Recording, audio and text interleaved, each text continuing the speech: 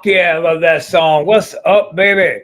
How you doing, everybody? Welcome to another Wrestle Shoot. I'm Wild Thing, Rob motherfucking Wiles, joined of Wow. course by Smooth Daddy Chris Casanova. What's up, sweetie? Not much, man. What's up with you? Man, I miss you popping around in your you want it tights and yeah, the Smooth Daddy t-shirts. Oh, the good old days. Jesus Christ. Chris, I think I just blasted off all the little bit of energy I have left in me for the day. Oh. So let's do this. I am going to recharge the jets just a little bit. Give me about 2 minutes and we'll be right back. In the meantime, everybody, wrap your brain around this.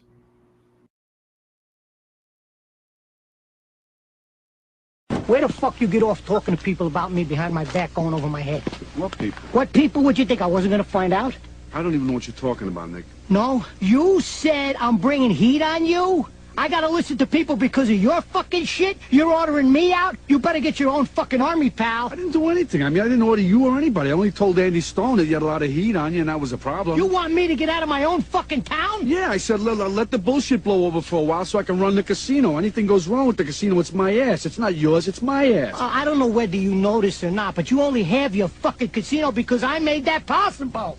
I'm what counts out here, not your fucking country clubs or your fucking TV shows. And what the fuck are you doing on TV anyhow? You know, I get calls from back home every fucking day. They think you went batshit. I'm only on TV because I gotta be able to hang around the casino. You understand that? You know that. Fucking Come on. ass. You could have had the food and beverage job without going on television. You wanted to go on TV. Yeah, I did want to go on TV. That way I have a forum. I can fight back. I'm known. People see me. They know they can't fuck around with me like they could if I was an unknown. That's right. You're making a big fucking spectacle of yourself. Me? I wouldn't even be in this situation if it wasn't for you. You brought down so much fucking heat on me. I mean, every time I meet somebody here, the big question is, do I know you? Oh, sure. And Now you want to blame your fucking license on me. No, is that it? Nicky, when you asked me if you could come out here, what did I tell you? I mean, you asked me, and I knew you were going to come out no matter what I said, but what did I tell you? Do you remember what I told you? Back Do you up, remember what I told you?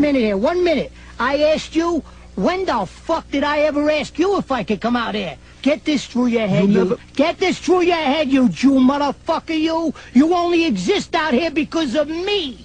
That's the only reason. Without me, you, personally, every fucking wise guy still around, I'll take a piece of your fucking Jew ass. Then where you gonna go? Your fucking warrant don't ever go over my fucking head again. You motherfucker, you.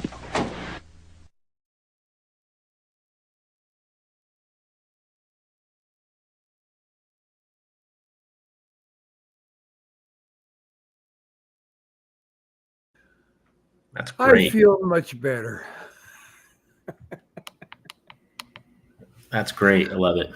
All right, guys, before we get to anything, let's get to the important shit, man. You're watching the Antisocial Network. This is Wrestle Shoot coming at you live. We got a lot of interesting shit happening around here since we went ahead and relaunched, man. We've got paranormal shows galore. We've got wrestling shows. We got video game. Hell, we've even launched a political show. Let's not forget about one of our newest and most favorite shows, Gut Shank Theater. That's our once a month show, where this month, coming up on the 18th, we're going to be watching this little gem right here.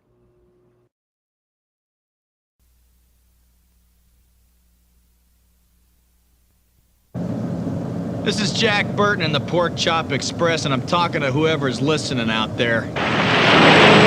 It's a pretty amazing planet we live on here, and a man would have to be some kind of fool to think we're all alone in this universe.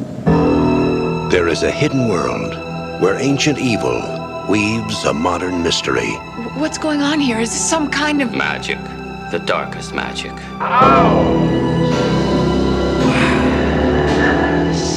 They call it Little China. Finally, we shall bring order out of chaos.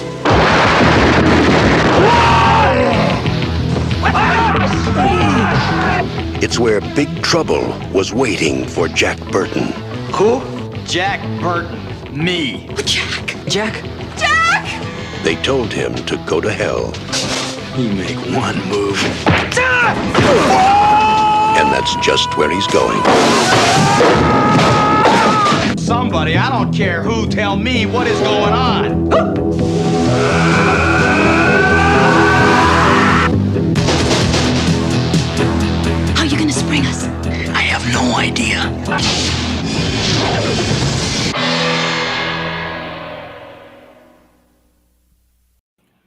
Well, you know what Jack Burton always says. It's better to fucking something or other than to go to something or other.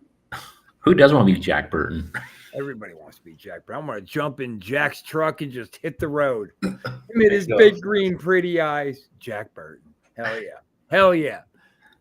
And let's not forget our wonderful host. We got myself. We got, of course, Mr. Smooth Daddy over here. Doug Damien joins us.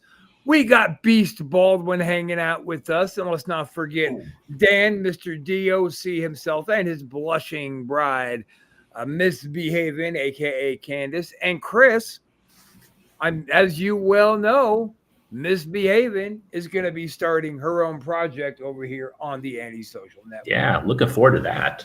We are pretty excited to see what she's going to be bringing to the table here. And you know what I'm going to do, Chris? I'm going to play her commercial. Should we play her commercial? Why not? I think we should play the commercial. Let me get that uploaded. I had it uploaded, and then I closed it. That's how clever I am. Shall we?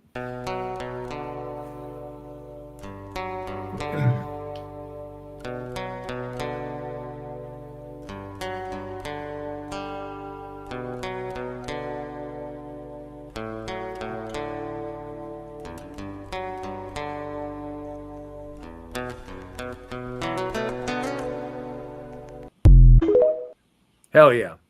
That's Hell wow. yeah. So let's keep an eye out for that. That's going to be cool. A lot of interest is growing on this bad boy, and people are asking me, like, what this show is really even going to be about. And my answer is they're going to be the Antisocial Network's very unhinged version of The View. That's awesome. They're not going to talk anything political, I wouldn't think.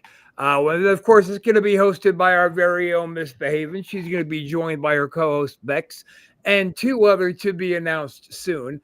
Not that we don't know who it's going to be. They just haven't figured out what their gimmick names are going to be yet. We don't want to blow their spot up, you know. Well, just having interactions with her on Gut Shanked, I know it's going to be a great show. Fuck yeah. Fuck yeah. Let's go, Antisocial. Duds of podcast is coming back. We got Butcher going to be rocking it out. Our paranormal shows are rolling out. Everything is shaping up to look like the rest of the year is going to be awesome. And next year is going to be the Antisocial year, baby. So I think we pretty much hit all the business. 2025. That's it. So what do we want to get into today there, sweetie? We don't really have much of a game plan. Not really. We never really Never do. do. Well, how about motivations that got you into wrestling? Yeah. Who are Like the guys, like the people, or the feel, or just what, everything? Yeah, I guess someone that it's hard to pick really that one, right? Chris, do you remember when you went to your first big, like WWF I show? do. And I when do. you walked into the venue and the very first time you saw the ring, I do. Yes. that's a pretty goddamn amazing sensation, I think, whether you want to be a wrestler or not. Seeing that ring, it's like when you walk into the Kiss concert and there's their rigging on stage. Oh, there's Kiss. There's the ring. There's where epic shit happens. It gave me goosebumps. I remember it clearly. I was like, oh. Mine was at the Cow Palace. Yeah. Yeah. Mine Cow was Palace. at has to be Arco. I'm guessing Arco Arena. I would think so, yeah. Since you're Sacramento, I think that'd be the But I don't remember because I saw them like two shows real close together, and one of them was rigged up over by Shoreline. It was an outside show. Shoreline? No, it was a gimmick out by Shoreline. Oh, okay. Interesting. It was like a stop-off show. It was like not even on TV. Okay. Yeah. Wow. That's interesting. Their version of a house show. Okay. Okay. Not their version. I should say it was a house show. Their version. They made house shows. Right. Oh, goddamn. But yeah, dude, fucking, that was the thing. It's like, whoa, look at that. Like, there it is. Yeah. And I knew, all my life, that's what I wanted to do, is eventually be inside that, but I'd never actually seen one before. Yeah. Yeah. It was definitely eye-opening. It's like, wow, this is so surreal. This is all before the show started. The ring's in there, the lights are Yeah. on, people are working, getting things set up. You're just like, whoa, it's And they're tightening the ropes up, getting those ready to yeah, rock. You see yeah. like when they're on TV, the boom cameras are getting down and set in Mhm. position for opening. And wow, what Yeah. a thing that you get to see before the cameras turn on. And I realized, wow, there's a lot that really goes into it. Yeah. And being 12 years old, it's like, whoa. But to say it's a different kind of an experience, but it's still the same kind of experience at an indie show. Sure. If people are walking into an indie show and there's the first ring they've ever seen, except for there, it's a little bit different. They'll see the wrestlers coming out of the back, saying hi to the fans, going and grabbing a hot dog and shit like that. It's more casual, more meet and greet type. Yeah, then they go to the big show and they're like, oh, wow, this is what I see on TV actually happening. Who is your number one influence coming up? Yeah. No, that was a question for you. Who What's is the your question? number one influence coming up? Oh, I had so many, honestly. Before the business. Well, yeah, that's what I'm saying. Like, what got me into it, right? Who was like your guy? There were so many, but if I had to really, really like point it down, to pinpoint it, I'd say Flair. Flair really got me. The Horsemen, the whole clique, the Horsemen, just loved the storylines they're involved with. Yeah, it was so great. I always liked the bad guys. That was just my thing. I always liked the heels. The good guys were never. I mean, I liked them, to be honest, but I was mainly a heel person. But I would say the Horsemen were my biggest motivation, my first real motivation to say, I want to do this. I actually thought I wanted to be in the Horsemen. That was like, as a kid, I wish I could be a Horseman. That would be awesome. So, Nice. And they all Never had did I go there in my head. I was really more of a New York guy than a Southern guy. Of course, I watched all of it, but like my thing was WWF. Okay, yeah. So, who was your guy? Yeah, that's another tough one.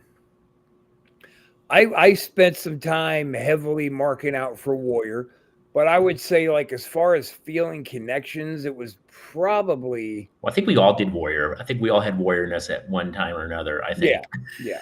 Warrior was a phenom, dude. He just took over. Yeah. Like somebody compared the Goldberg movement to the Ultimate Warrior movement. And I'm like, I don't know if that's so much true, but it might be to that generation of fan. It might have been their thing. Yeah, but okay. So if you say that, I know we're getting off topic. So Warrior was supposed to be the next guy. He was supposed to be the guy. Was Goldberg really the guy? Really? Well, he was supposed to be, but he never was. What's going on? Thanks to our people over there on Twitch hanging out and chatting with us. Yeah. What's up? Yeah, Warrior was a flash in the pan, but when he was hot, that energy was just really, it just moved through you. But the guys who motivated me the most would probably be Savage and Piper. Oh, yeah. And Hart. Ooh, and I was a really big Marty Jannetty fan growing up. Not really so much the Rockers. I just really liked Marty.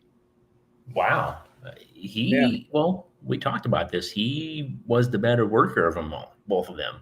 Him and Sean. I thought he was the better total package. Just really like watching the Rockers when they were having a really good back and forth match. But when they work in the hot tag, I'm like, okay, here we go. This is where Jannetty gets the fuck beat out of him for 10 minutes before Michaels jumps in and beats Mr. Glory Boy. Yeah. And that really speaks to who the better wrestler was, who could work the hot tag, who could take that beat. Sure. And I'm not saying Sean's not epic. He did move on to epic things. I'm just saying that, like, let's fucking be real, huh? Marty was better. And if Marty had the same, I think, opportunities handed to him that Sean did, who's to say that Marty wouldn't have been the next big thing, Mr. WrestleMania? Yeah, that's true. I think that Sean really had on Marty was probably his promo and maybe his promo skills. I think he was a little bit better than Marty than that. Not by much, but a little bit. Maybe. Yeah. Other than that, Marty was overall the better toll package if you had to average it out. Like when Legion of Doom came over, Yeah. from South to New York. And when I heard them come over and they weren't the Road Warriors, they were the Legion of Doom. Dumb. Yeah, dude. Immediately, as a New York fan, I lost respect for one of these monsters from the South coming over. When Ric Flair showed up, he was the Nature Boy showing up. He wasn't Rick Rogers. He was Ric fucking Flair. Arn and Tully. Even Tito Santana, when he jumped over to WCW, he was Tito fucking Santana. Them coming over as Legion of Doom. No, guy. No, it's got to be our name, pal. Fuck that. Yeah, that was dumb. A lot of respect. Yeah, even Tully and Arn. Who was the first big name you met? The first big name I met. Wait, scratch that. Who was the first motivational name? Not even big name, just name that you met who was motivational, like in person to you was very cool. Oh, wow. Is this before or after I was in business? Do you have one from before? I really don't. I do. I got Rex fucking King, dude. Okay. Yeah, I don't like mine was after. Well, this is the shit. We'll get to yours after here, but it was Rex King. It was the day after an Arco Arena show that me and Doug went to. Oh, I know the story. Yeah. Yes. And we go to Burger King because I don't even know how we were still in the area. Because it was the next day. But anyway, we went into the Burger King and get in the line, and we look up, and there he is, Mr. Fuckhead. What was he? He was done, right? And well done? Yeah, the Timothy Wells, Stephen Dunn, yeah. He was Stephen Dunn, yeah. And he's standing in line, he's getting his burger, and I'm like, Doug. And he goes, oh my God. And now we're just starstruck and we're quiet.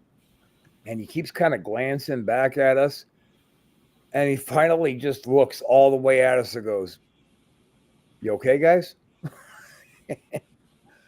I said, oh man, I'm gonna have a little bit of fun. I was like, I don't know, man. You look like somebody, man. You look very familiar. It's Doug, does he look familiar? Who's he look like? Of course, good old Doug, a wrestler. Oh, you dumb fuck. You didn't even try to roll with the joke. And he kind of chuckled. He goes, all right, you guys were at the show last night. I said, yeah, it was the dude in the Macho Man gear, and he was in Diesel. And he goes, holy fuck, we were talking about you dudes in the back, man. Because we were right there ringside, hooting, hollering, and being douchebags. We were having a great time. And then he ended up getting our lunch for us, and we all sat together, and he just kind of told us about the wrestling business and what to expect, and he recommended us to go on over to the Malenko's out here in Florida. Coincidentally, where I ended up anyway. Yeah. It's funny how things go full circle. But we met Paul DeMarco like literally a month later, and that was it for us. At another WWF show. So WWF was pretty helpful for me getting broke into the business. Absolutely. Absolutely. Pretty good. Fuck, this thing is driving me crazy. Yeah, something similar. I don't think it was motivational. When I met Eddie Guerrero on a show in San Jose, WCW was there, and he was standing there watching one of the matches. I just started talking to him and saying, hey, how do I shook his hand and introduced myself, and he's like, hey, how you doing? And just talk to him, hey, how do you get in the business? And he started talking to me a little bit, give me some really good stories. And so this was before you were broke. Yeah, it wasn't motivational, really. I don't know. Like, it was more of a quick meet and greet, and then he's like, hey, I got this guy you can talk to, which was Steve Rosano, which was with Roland at the time and APW, and started talking to Steve and gave me his card and said, yeah, give us a call, and called him the next day and freaking signed up. So Eddie Guerrero pointed you where to go to break into wrestling, and that's not motivational for you, you douche. I think clearly you missed the point of what motivational means. Well, I think motivational is like they got you into the business, like you wanted to get in the business because of them. That's what I thought. All right. Like I wouldn't say I looked up Eddie Guerrero and say I got into business because of Eddie Guerrero. He just kind of showed me. Well, I didn't get in the business because of Rex King, but he was fucking awesome. I'll tell you what, though, I did. You remember that running that baseball slide leg drop I used to do? Guess who I stole that from? Rex. Yeah. I used to love that shit, dude. He'd hit the ropes and come at you at 1,000,000 miles an hour and do that slide in leg drop. Bam. Yeah. Yeah, dude. Yeah. I didn't even just take a snack. I bit that whole shit off and took it home. That's not well. We do. I think everybody does stuff like that. Bites off to people, Of that we course. watch and look up to. Why not? Right? Christ, the first couple of years of my career, you look at me and you think, well, who is this guy trying to be? Is he trying to be fucking Rex the Hitman fucking Henning Rude? What's going on here, man? Grow your own gimmick. Yeah. No. Tell me about it. Yeah, I had a combination of like 3 or 4 people in my repertoire, so I get it. Yeah. It's good times though. And that's how you learn. You fucking take what already works and then you develop your new shit around it. Yeah, you develop your own style. I mean, you're biting off in certain ways, but then your own style comes in eventually as you get better, and it just becomes like clockwork. I don't even really think so much you figure out your style as it figures you, It figures you. Yeah, like your style figures you out. That's true. That's a good point. It's a good way to spin it. Because, I mean, like DeMarco, he teaches you to get down there and be a mat worker. Keep it inside the ring. Don't do any crazy, stupid spots. And Right. that's how I started. But eventually, the crazy, stupid spots became just a thing that I did. I was fearless at the time. And I always said, what's the worst that'll happen? I'll go to the hospital, I'll get a cast, and then I'll be at the next show, hopefully. It's that young thinking. Yeah, totally. Totally. Bulletproof. We're invincible. The fuck? I jumped off a goddamn balcony onto somebody through a table. What kind of stupid shit is that? It's a young man syndrome. I'll be fine. It'll be all right. But then, eventually your style just kind of explodes out of you, then mixes in with your training, and then you become the wrestler you become. It's these guys that drive me crazy on the indies who haven't really figured out any kind of a style. They just want to go out there in like a black fucking singlet and expect to get a push, but they're not getting over. And, the cream rises. There's 10 guys in every locker room who is every bit as good of a wrestler as I am. But I was getting the higher card because the cream rises because my gimmick was fucking over. Yeah. It's all around, man. You get the more all around you are, the better you're gonna be, or the chance you move up higher. You have 3 pretty boys on one card, and they all get their typical boo, boo, boo. But when you hit the ring and you did that fucking Rick Rude hip swivel shit at him, dude, you would fucking throw your sweat on him and all that fucking shit, dude. That cream rose above them other guys, and you got the bigger pop because you put more style into it. Absolutely. And I've been off a lot of the Horsemen too and Rude because I would do that. Also, I would powder out, and act like I'm scared, but then also can take it to you if I wanted to. And that's the thing. There's a lot of Martel in you, even still. There's a lot of Martel in you. Yeah, a little. Yeah, I got some. Yeah, he must have fucked you a couple times because he's all up in there. But then I know when I need to. It's that combination. Yeah, and it's working the crowd. You get the crowd behind you. But I gotta say that I really believe my chicken shit powder out was way better than your chicken shit powder out. Than mine? Yeah. Oh wow. Okay. Your powder out. Your powders were always, I got to get out of here. I got to regroup. I got to defend. My powder outs were, don't hit me, and I jump. Yeah. It was over. Gotcha. Okay. Well put. Don't hit me. I guess yours is you're more fearful, I guess. You look, oh my gosh. Yeah. Okay. Yeah. Yeah, for sure. And it was over because I came out there with the long hair and the fucking scars, and I was bleeding just last fucking week in this same building, and I'm coming out there swinging garbage can lids, and then somebody puts up their fist who's as big as me, and I'm gone. I'll get you when I'm ready to get you. I was always doing that number. Right. That number. That's right. That was one of my favorite buzzwords we would use. We got the body, we got the brains, and we got the balls, baby. Yep, that was fun. If you got then, okay, so after breaking into wrestling, is Virgil Your greatest disappointment? That was a good one. No, No? no. He's my first name. I worked, but But not. no, I said, was he your greatest disappointment? Oh, yes, yes. Yeah. All right, that's fair. Okay. I thought I misunderstood. Yeah, he was definitely disappointment, and we know the story on that. That's a long story, but yeah, he was not what I thought. But as far as all the disappointments, I didn't say was he your first. I said, was he your greatest? Yeah, no, I heard you. Yeah, he's my greatest. Well, I'm making sure you heard me. You didn't hear me the first time, Dick. I heard you the second time or third time. I don't know. Fair enough. Fair enough. Fourth time. I don't know. Now, see, I don't even remember who my first disappointment is, and even who my greatest. Just, I guess after, I don't know, not even, okay, after breaking in, it just really quickly, I figured out,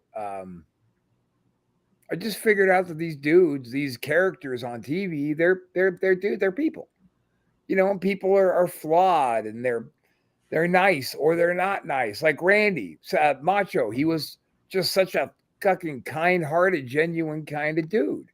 He was great. And then you get Tonga Kid, who's a fucking carny. He's a fucking dirtbag. But when you watched him on TV, you thought, look at this high-energy, smiling motherfucker that you just gotta love. But even when you were supposed to hate Macho Man, a part of you still loved him.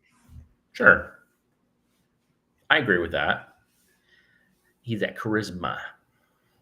I don't think that, I was about to say that maybe Tonga was my greatest disappointment because he was my first exposure to what a real dirty carny can do to the business.